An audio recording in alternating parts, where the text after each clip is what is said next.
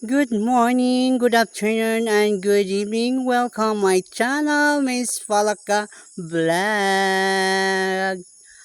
Ito po ang ating Haydin Madgaw River. Matagpuan po ito sa Davao del Norte, boundary to Davao del de Oro.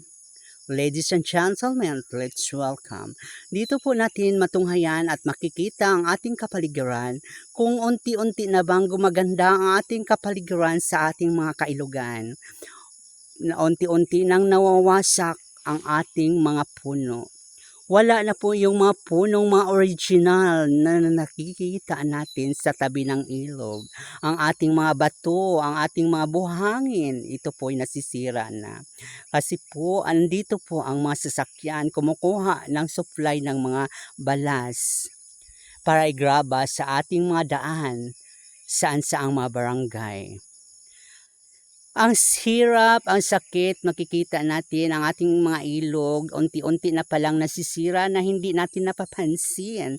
Ang tubig ay naging malinaw, ngayon lubog na. Nasisira na ang ating pantad, kung tawagin siya ng pantad.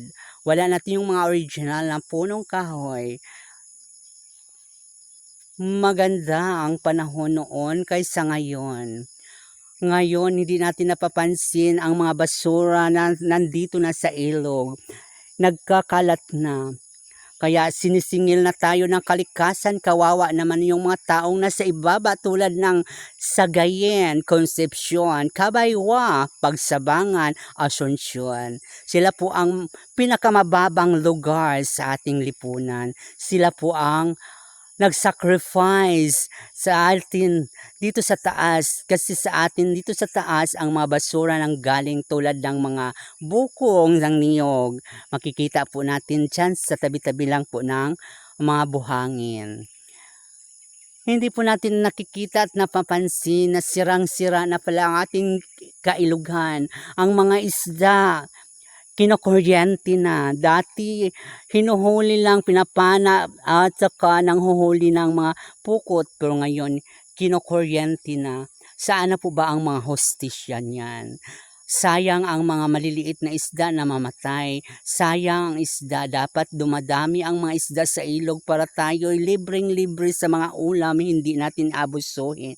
Ito po'y panawagan sa aking channel. Sana po makonsensya po kayo kung bakit nyo sinisira-sira na ang ating kapaligiran. Ang ating ilog dapat mahalin dahil kung mahaba ang summer, dito po tayo tumatakbo, dito po tayo naglalaba, dito po tayo kumukuha ng tubig, kumukuha ng supply dahil kulang pa sa supply ang ating mga tubig sa ating barangay. That's all. Thank you, our Mother Earth, our nation. Thank you so much. I-follow nyo lang si Miss Palaka Vlog.